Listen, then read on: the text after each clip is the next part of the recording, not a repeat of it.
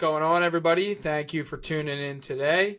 I got Pastor Coin on here, aka Alan Armstrong. Alan, how's it going, man? Thank you for coming on the show. Yeah, thanks for having me. It's going pretty good. It's going Good, pretty good. good. So, I'm yeah. glad to hear it. So we'll talk. We're going to talk a little bit of current events today, some of the stuff you've been working on, and we're just going to let it rip, man. It's been kind of a crazy day. We had over in the U.S. The first state enacted a Bitcoin based bill, which was kind of cool. Are you? I may have just made this up, so let me know if I did. But you're based out of Canada, right? Yeah, I got the jersey here to whoops, Uh, it fell, but anyways, okay. I'll display it here. Well, Canadian dude, that Bitcoin is jersey, sick. courtesy of Hodler's official. I don't know if they have these. There's a USA version too, so go cop one from Hodler's official. This is good quality stuff. Dude, that is awesome. I didn't even notice that. Notice that in the background. So first things first, before we get into Bitcoin, what are we feeling with the current political climate in Canada with everything that happened last week? Oh man. It, you know, I was kind of invested in it while the election was happening, but you know, at this point, I'm sort of apathetic. I sort of don't really care anymore. I mean, I care. I can't say I don't care. I do care, but it's just becoming more and more evident to me that we're not going to vote our way out of this mess, and the political establishment, the political sphere of life is not working for us. Yeah. And so at this point, I've come to terms with that. I mean, I came to terms with it a while ago. I realized that there was no legitimate choice in this election. Some will say, well, there's the PPC and stuff. Look, at the end of the day, there was no legitimate choice here.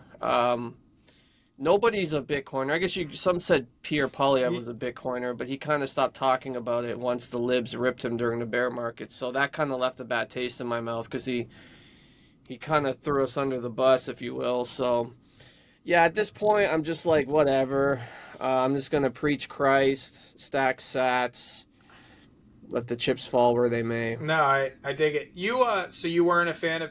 So it was interesting. I'm obviously not Canadian, but I came across Pierre a few years ago, and I liked what he had to say. You know, as much I feel like as you could like what a politician has to say at any given point in time. But it seemed like he was a Bitcoiner. It also seemed like that ended up being like his personality type, right? Because he was talking about Bitcoin, he was all for it, and then there was a bear market, and he got ripped by the libs, and then he stopped talking about it, and he Yeah. was talking about all these points about um, like how what he was going to do for Canada, and then he got ripped for not, I guess taking an appropriate stance with Trump, and then backed down on a lot of his points and went a lot more moderate. So it seems like he kind of just crumbled at the end there.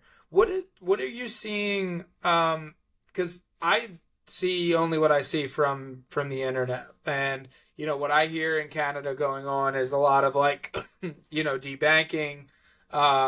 Carney came out the other day and said that they're gonna essentially be strict and create more of a safe zone for social media. Like, yeah, I like that shit. Part of my French worries me a lot. Um, have you seen that sort of thing, boots on the ground over there, or is it all just kind of talk at this point? Because in Europe, it's happening, and that's scary. Yeah, at this point, I haven't seen any online censorship, or I haven't experienced any online censorship above and beyond the usual stuff. Yeah, yeah, Um, but honestly, if I compare this time period to like around the COVID time period, censorship online seems to be a lot less prevalent. Even Facebook isn't really censoring people for stuff as much as they used to back then. So In terms of debanking, that stuff was going on during the trucker Yeah. convoy and all that stuff. That's not really a secret. Everybody knows it happened. It was international news. But at this point, I'm not seeing any debanking. I know there's a few Bitcoiners who run Bitcoin companies and things like that in Canada who have a difficult time with banks and who are debanked. But that was prior to any sort of Mark Carney situation going on. So I don't know. He talks a big game, and we'll see what happens. I'm anticipating probably something like that. He'll try to push through, just because his past is quite shady. Former He's central essential. banker, right? He's a banker, right? He's buddies with Jeff Epstein and all that kind of stuff, and Yeah. um, from England, and just not a guy I trust. He just gives me very like corporate CEO. Dude, he gives me like I don't. worm vibes. You know what I mean? Yeah, just like a slimy Yeah, CEO, yeah, yeah. Except he's a central banker, so like that. If there was like a picture in the dictionary next to central banker, it'd be like Mark Carney's grin. Yeah, You know, yeah. that's how you would visualize it. So yeah, I mean, look, he's trying. They're trying to push through at the moment, but Parliament hasn't been in session for like 6 months or 5 months or whatever, so they haven't been able to really do anything. I mean, think about it. You got these guys making $250,000 a year as members of Parliament, and they haven't had to work for 6 months. It's Why outrageous. is that?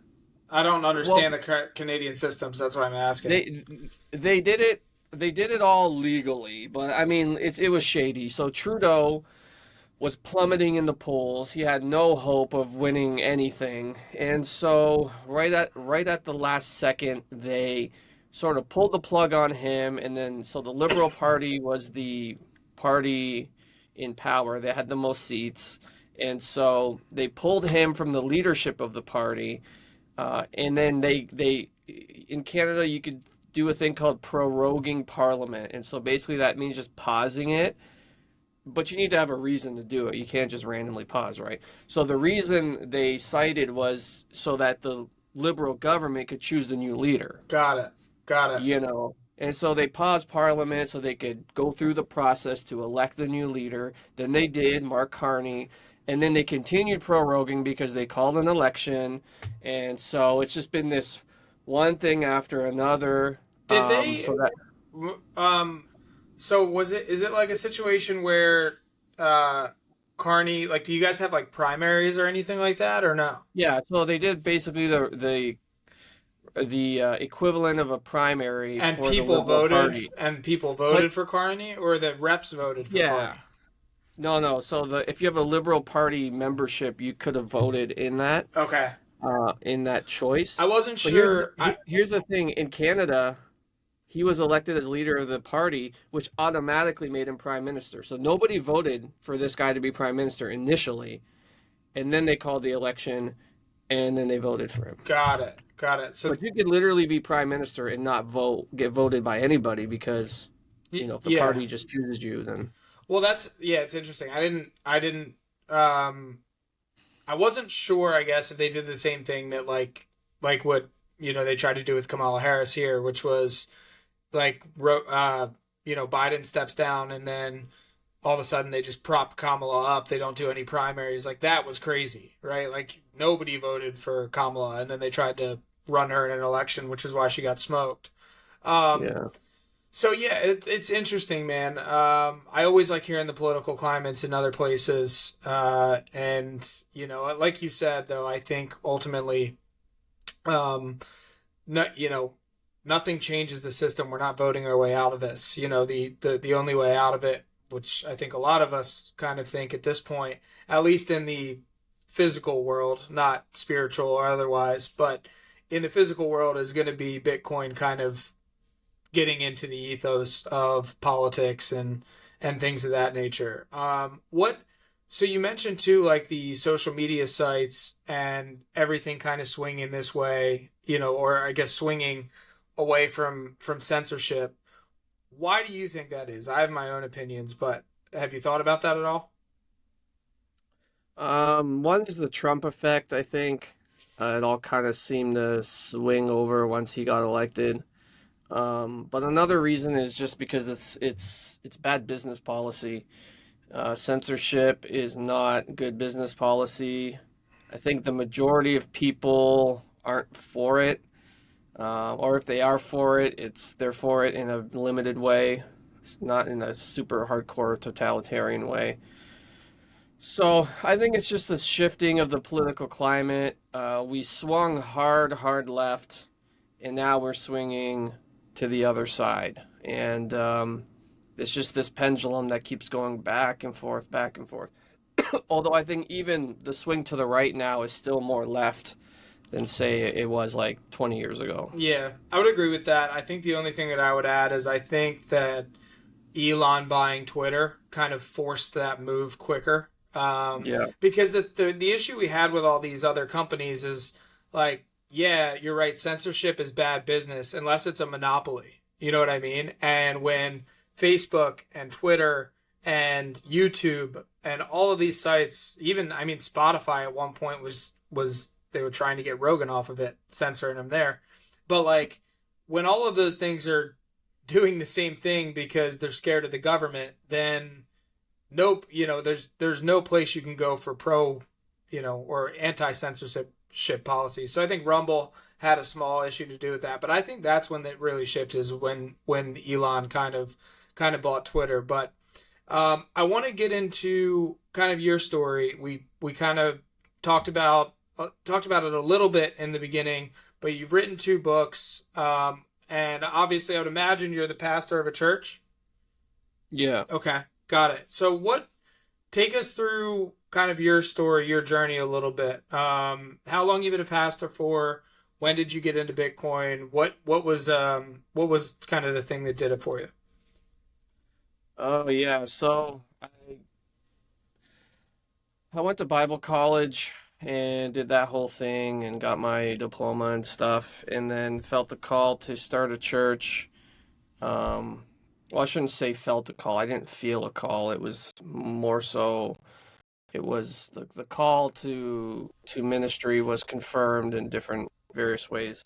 Anyways, long story short, I started at a church in 2016 that, excuse me, that I'm still pastoring. So next year will be 10 years, which is actually kind of crazy to consider because it feels like just yesterday. But I had several touch points with Bitcoin throughout my life. Didn't really get serious until 2020, but had a touch point in 2017, earlier, even with a Bitcoin faucet that I was too dumb to know how to figure out. Downloading the Bitcoin Core and all that. Which one of the biggest financial blunders was not getting those 5 Bitcoins. Yeah. But yeah, so in 2017, another touch point, and then in 2020 with COVID and everything, sort of just was like a lot of people who got orange pilled in that time frame, needed to know what was with Bitcoin. Like the world is like crumbling around us and everyone's going to die from this virus, but for some reason Bitcoin is like just running, and I'm looking at this thing going, what the heck? How come every 4 years or so I see this Bitcoin thing and it's more and more and more expensive every 4 years? And every 4 years I keep ignoring it. But this time I was like, no, I'm not going to ignore it. I got to figure this out. So I went on a personal journey to answer the elusive question, what is Bitcoin? Yeah. And, I asked all kinds of friends. I knew some friends who were into crypto and stuff. And so I asked them, man, what's Bitcoin? And looked up stuff on the internet and couldn't really grasp the idea. I mean, it seemed like everybody had a different way of explaining it, or I couldn't figure it out. And it wasn't until I got my hands on the Bitcoin Standard, well, rather, I didn't even get my hands on it. I downloaded it on Audible. I listened to it at work. And that's the language I needed to hear. The economic side, I was looking for an answer to the question, what is Bitcoin? But what I really needed was was the answer to the question, why is Bitcoin? Like what problem is Bitcoin solving? Yeah.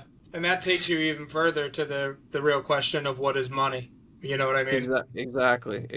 And so reading or listening to Saifedean's book, The Bitcoin Standard, answered a lot of those questions that I didn't ask, but that I wanted an answer to, if that makes sense. Yeah. So It once I understood, the problem, fiat money, and the history of money, and all that kind of stuff, that book sort of gave me an introduction to those themes. Then it was off to the races. At that point, it became less about why is Bitcoin so expensive, and the framework had changed to fiat is a huge problem. Bitcoin is a viable solution. And as a Christian, I have to follow the truth. And like I tell people, I'm a Bitcoiner because I'm a Christian, and that's it. I have to follow the ethical, true way, and I think Bitcoin, in terms of money, is that. why I have my own thoughts on it. Why do you feel that way?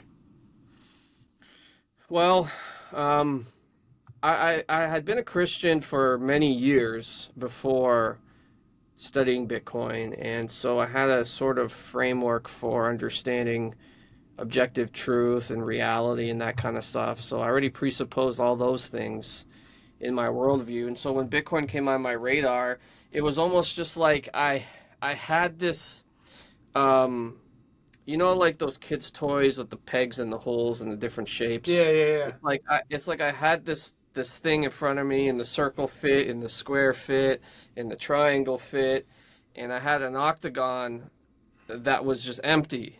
I never tried to fill it. I didn't care. Yeah. That was the money hole, and Bitcoin was able to fit that. And so I thought, man, it fits.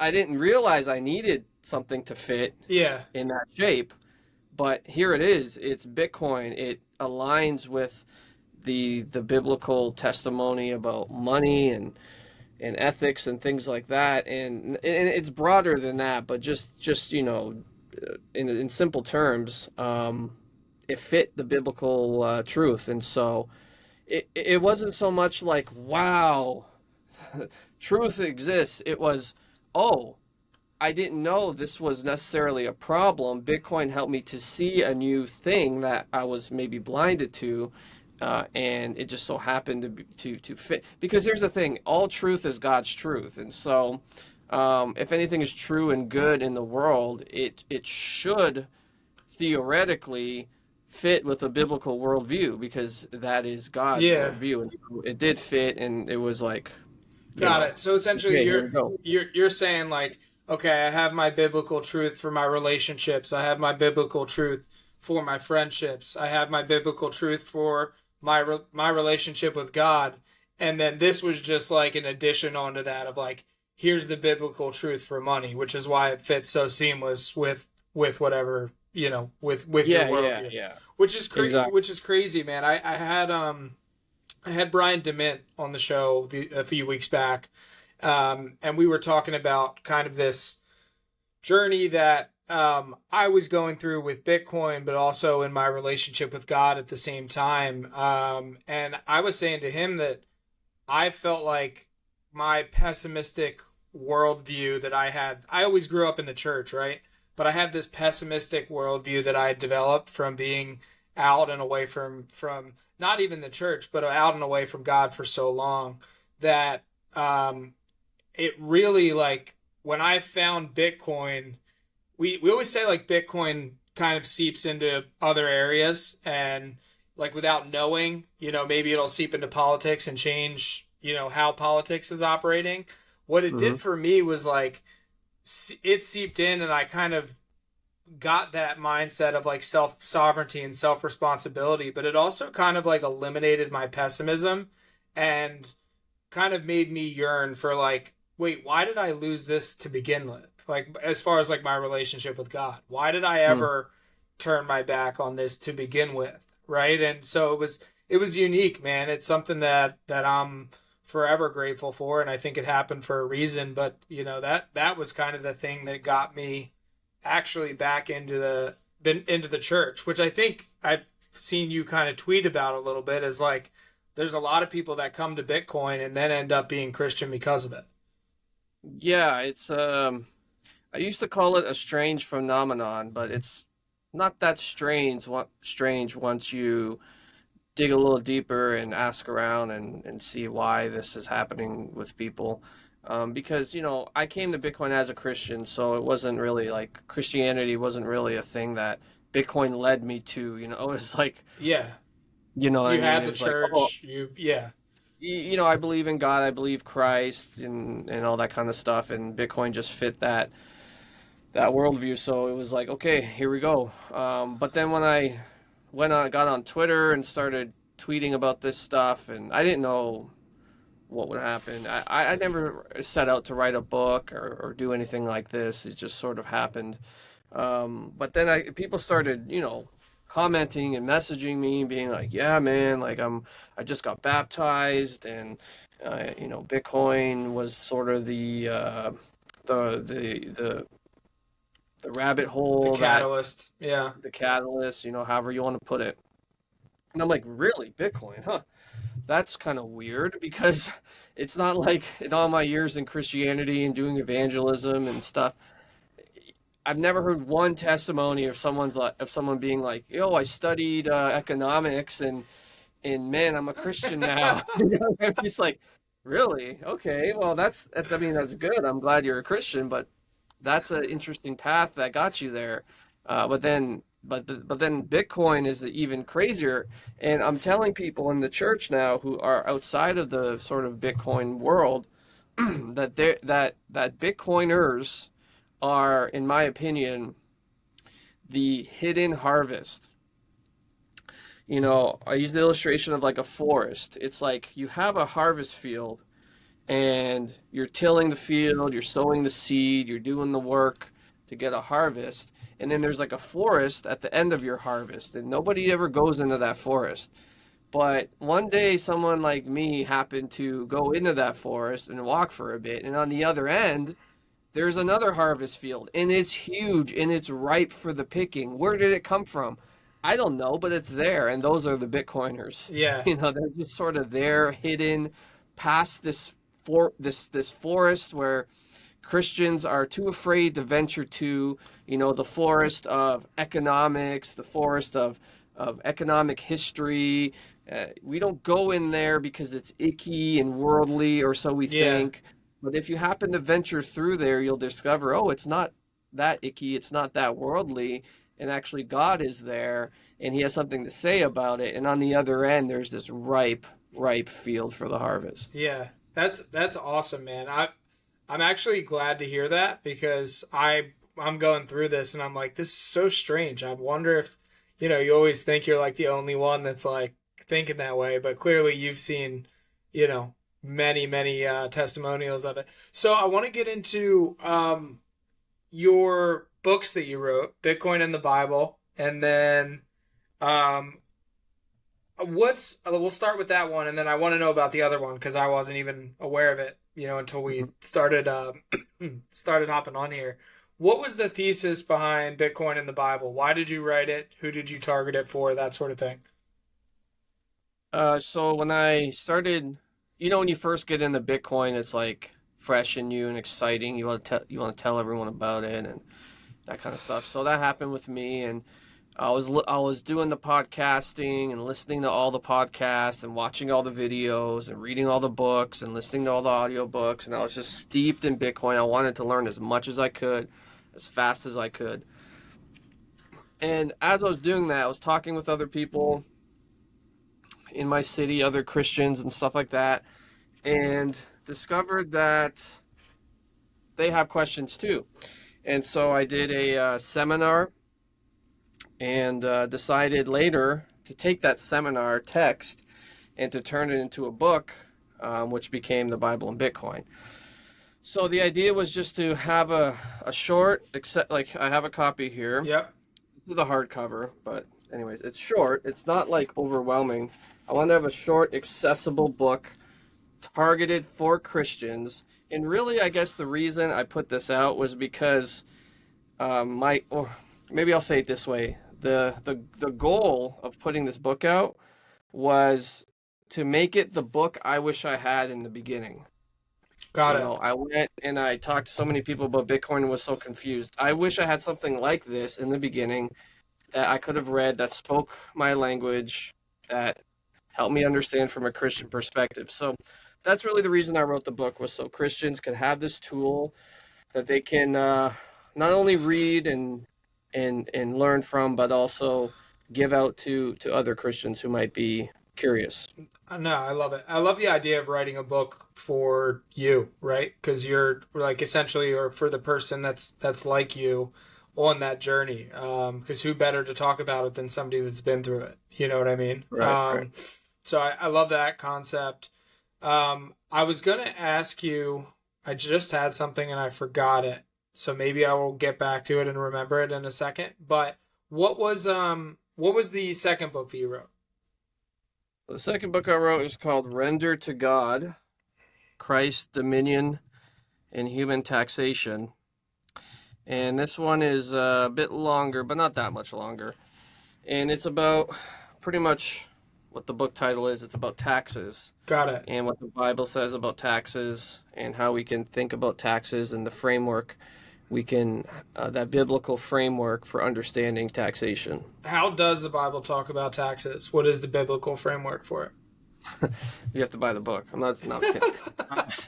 Um, basically, Like, the so, way the book. yeah, summed up. I'm not. I don't want you to give away all the secret sauce so people can go buy it. The, But the like, way the way the book is, so the cover is very symbolic. The way the book is structured is from Genesis to the New Testament. So you can see the pictures here: creation of Adam, Tower of Babel, Abraham, David and Goliath, Jesus, yep, Pentecost.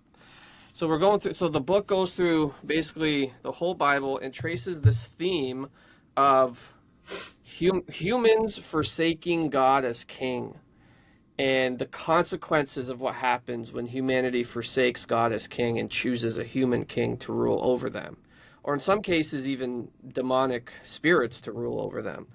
And so I traced that theme throughout Scripture, and what I discovered was that taxation was a sort of sub theme in that theme. And um, I saw that the origin of taxes, which is really an interesting question, like when did this start? yeah, When did this concept of human rulers, forcibly taking people's money or wealth, when did that start? And like, if you think about it, why would it start? yeah, Who in their right mind was like, "Oh, you want to take my stuff? Sure, here you go." Right? yeah. Um, I discovered that the origin of taxation was actually a result of humans rejecting God and choosing a man. So we chose this. You can go through go through the book and stuff, and you'll see. But the case study is the people of Israel in 1 Samuel chapter 8, which is what my shirt. Taxation of 1 slavery. Samuel chapter Yeah, 8. Um, they had God as king, and they lived free. Nobody had a right over their property. No human institution existed in Israel at the time when God ruled over them that could take your wealth, that could tax you. There was no such a thing.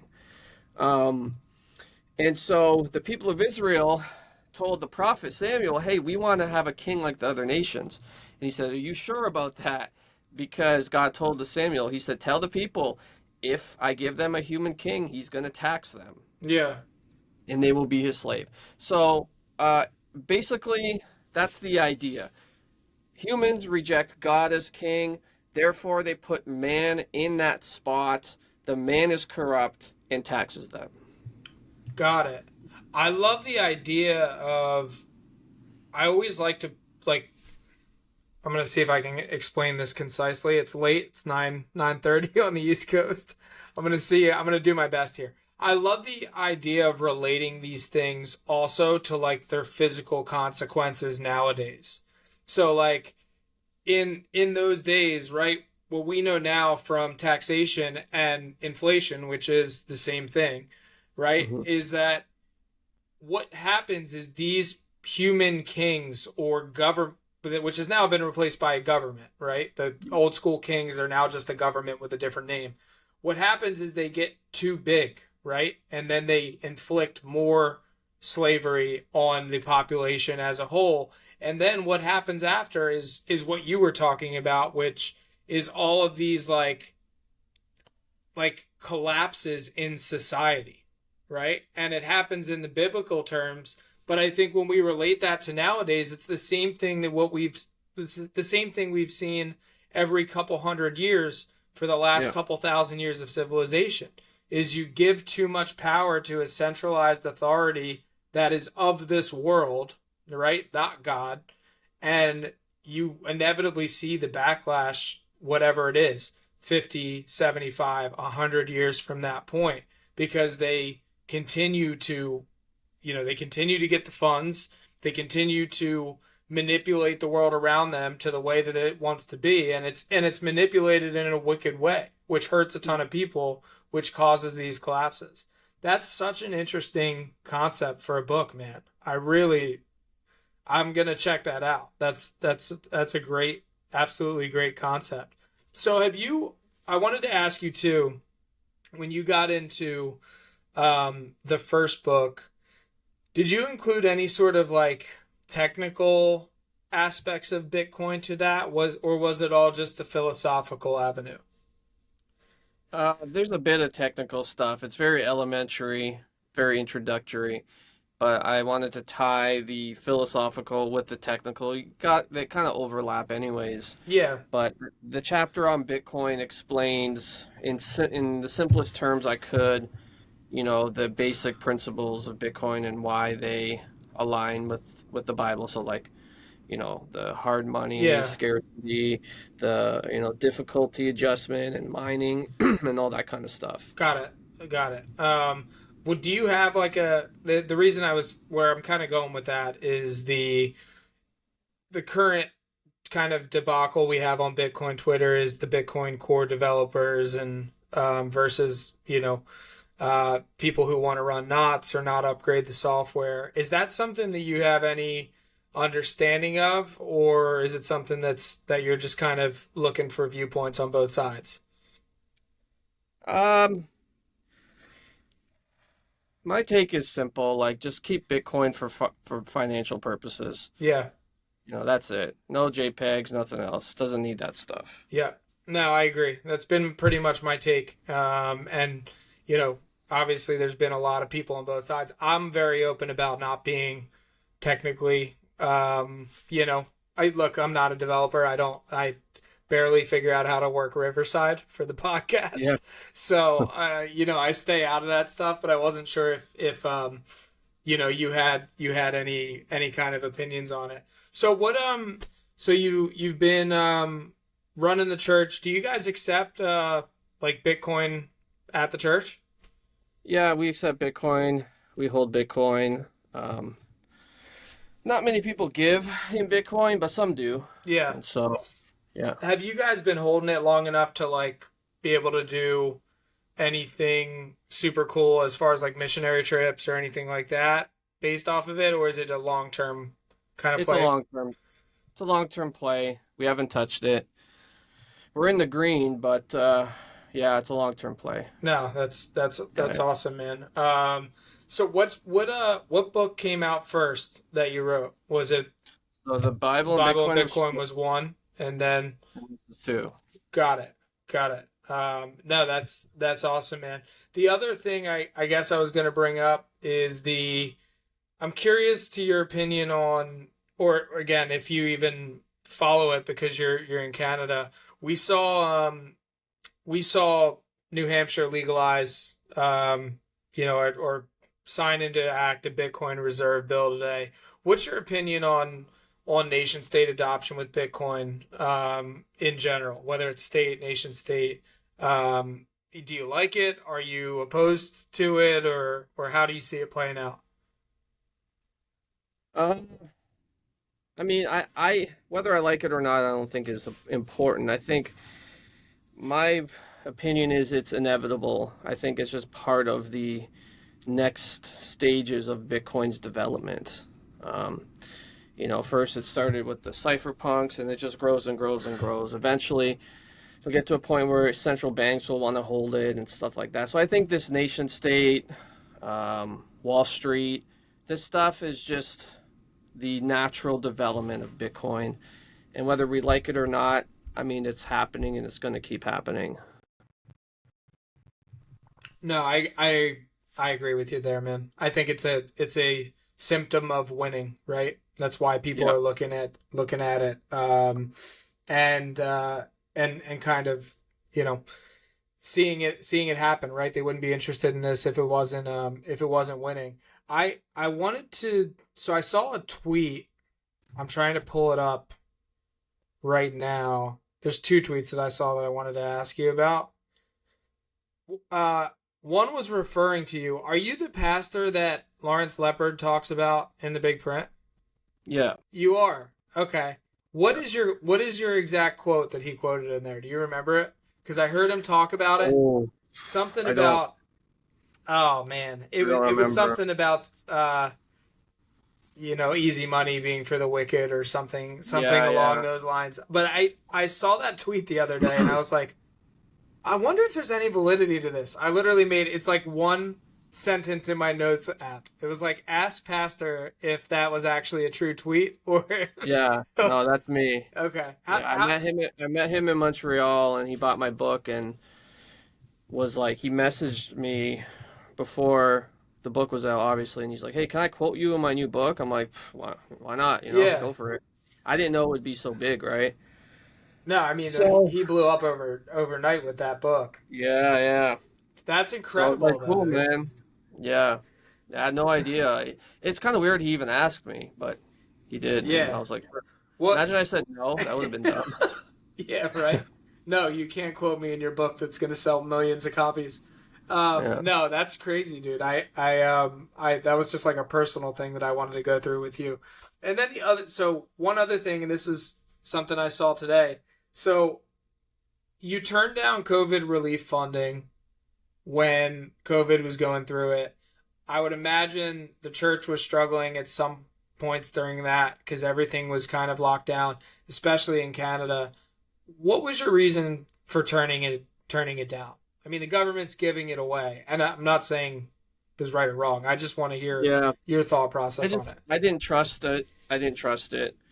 I didn't want to have any shackles, right? I didn't want to take money from them and then they come back and say, "Hey, you took money, and so you need to do this or that Yeah, now." And so I just didn't want any obligations, just like I didn't want to be tethered to them in any way. got it, got it.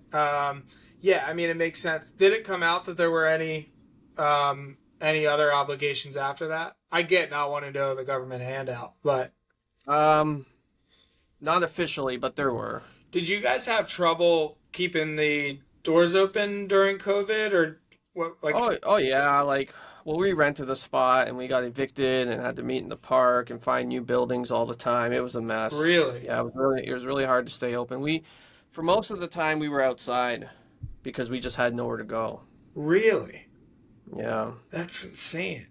So when you were you getting evicted because it was tough to fill up the church, or because you guys refused to stop meeting during COVID? No, we just wouldn't wear masks. We wouldn't follow the rules, Yeah, and so the landlords were like, "Get out," So, yeah, and it's not like we could fight it because we weren't gonna win. So, yeah, exactly. uh, I mean, good on you guys for now. Obviously, you look like you were in the right. Back then, yeah. everybody was kind of off their rocker a little bit. So what do you got planned for the future, man? Planning on writing anything else? What are you most Yeah, excited about that you have going on right now? I'm working on some other books and stuff that should be coming out this year. Another Bitcoin book that's more technical, and Yeah, that's it. Just pastoring and writing books. I guess writing books is my thing now, so That's I'm just awesome. gonna keep I'm just gonna keep doing it. That's awesome. When you say more technical, can you give us a little sneak peek? What's the thesis behind it? It's really just about a more in-depth look at the history of Christian thought in economics Got it. and how Bitcoin sort of encodes those timeless principles. Got it. So sound money, Christian, pseudo, Bitcoin based. It's like Austrian economics. It's like how Christianity was the original Austrian economic school of thought, Got it. and how Bitcoin sort of encapsulates the whole ideas of those two philosophies. No, I love that. I love that, man. Congrats. I have been thinking about writing a book for 10 years and I haven't written past page one. So, good on you. Good on you for doing it. I realize I think I just like talking more than I like writing. So maybe, maybe we'll get to it at some point in time. Um, yeah, I'm other than that, man, I don't have much else. Anything else you want to cover or like final thoughts you want to leave with everybody or where they can find you? Yeah, you can find me on X at Pastor Coin. You go to my website, thebibleandbitcoin.com. You can find all my books on Amazon or on my website. And yeah, I mean, just serve the Lord, love the Lord, and stack sats. That is the strategy. Yeah, no, it's keep it simple, right? And guys, Yeah. it's the Bible and Bitcoin.com. I'm not going to Yes. mess it up and call it Bitcoin and the Bible.com because I did that earlier on the show and it's not going to. So the Bible and Bitcoin.com is where you can Yes. find it at. And we got like t-shirts and different cool, Oh, that's awesome. So that's your shirt that you guys made. yeah, the taxation of slavery. This is sort of the shirt that goes with this book, Yeah. and there's more apparel on there as well. No, I love it, man. I love the whole setup in the back. You got a ton of gear back there, and thanks again, man, for coming on the show. I had a blast with you on here. Keep doing, I mean, literally keep doing the Lord's work. Keep writing, keep preaching, and best of luck to you and the church and everything you have going on going forward, man. Awesome. Thanks. I appreciate it.